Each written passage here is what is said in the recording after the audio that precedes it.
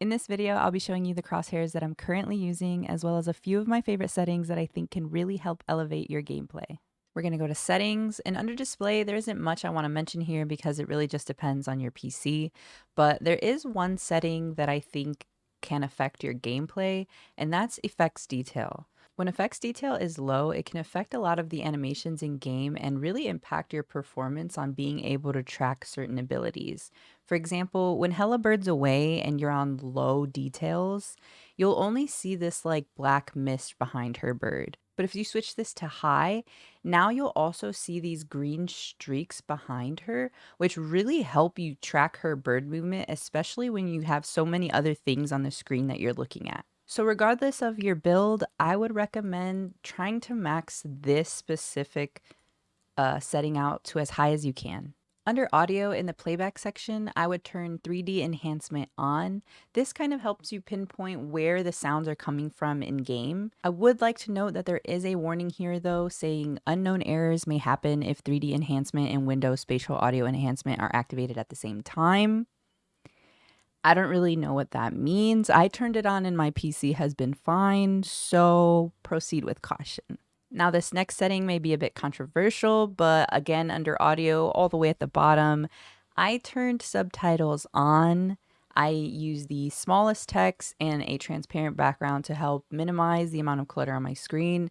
But I found that with so much going on and so many characters and so many voice lines, sometimes it's a bit difficult for me to pinpoint if somebody even said anything. And being able to quickly glance down and see what characters spoke is really helpful for my gameplay. So this is an option if you're interested. Also under audio, we're going to move to combat mix, and I recommend spending quite a bit of time in here to adjust the volumes to your liking, but pretty much for every sound effect in game, there is a volume bar that you can adjust, and adjusting these can be very helpful in making sure that you understand what's going on in your game and help you focus in on what you want to hear. For example, I know a lot of people complain about hearing Galacta so often, and you can actually adjust her volume right here. Another one that I find really helpful is critical health volume. A lot of times it almost feels like I'm low health out of nowhere and I don't realize it. So being able to hear that heartbeat thump when I'm low is really, really helpful for me to understand when I need to disengage from a fight. Another setting that I really recommend on this page is announce when a teammate is KO'd.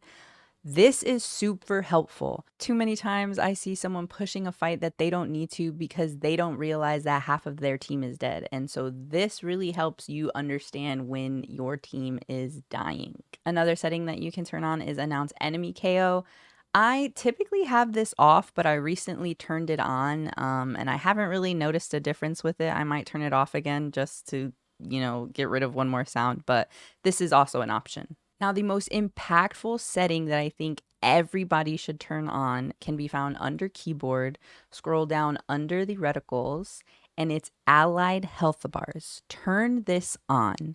I believe by default, it's on default, but if I remember correctly, when I had it this way, they were off. So don't take any chances, just turn this to on.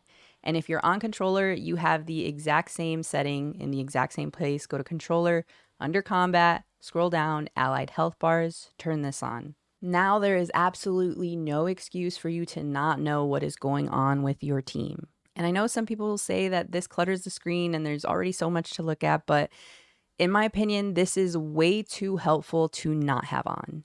Now, before I get to my crosshair, there are a couple more settings that I wanted to mention, and one can be found under keyboard communication. Here, I recommend changing the sections from 4 to 8.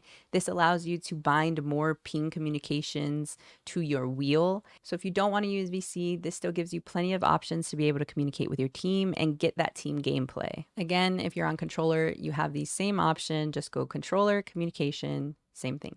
And the last setting that I wanted to talk about is for strategists only. So you will have to go to each strategist and turn this on. So we're going to start under combat, change the hero, pick a strategist, scroll down a bit, and under the hero section, we're going to turn healing reticle feedback on. What this does is provide like a green splash feedback around your crosshair when you're actively healing someone.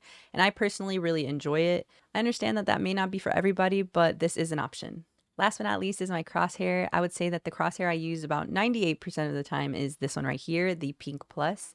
I originally got it from ML7. I'm not sure if he still uses it, but this was from him and I haven't gone back. I do have another crosshair that I use, but only when I feel like I'm not exactly seeing correctly.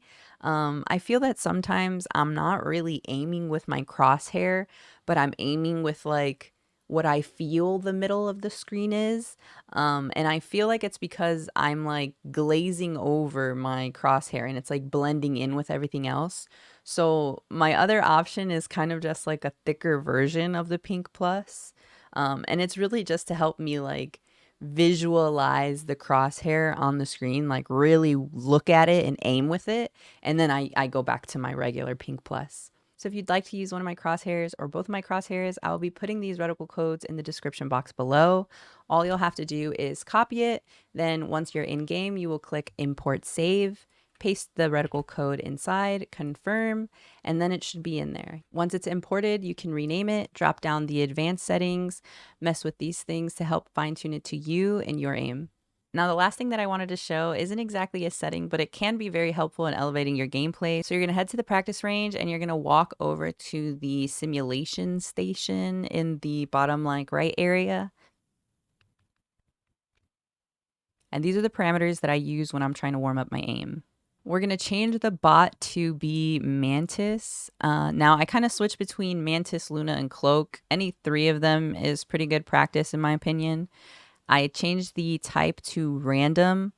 I changed the generation range to usually mid-range, sometimes long range, never really short range.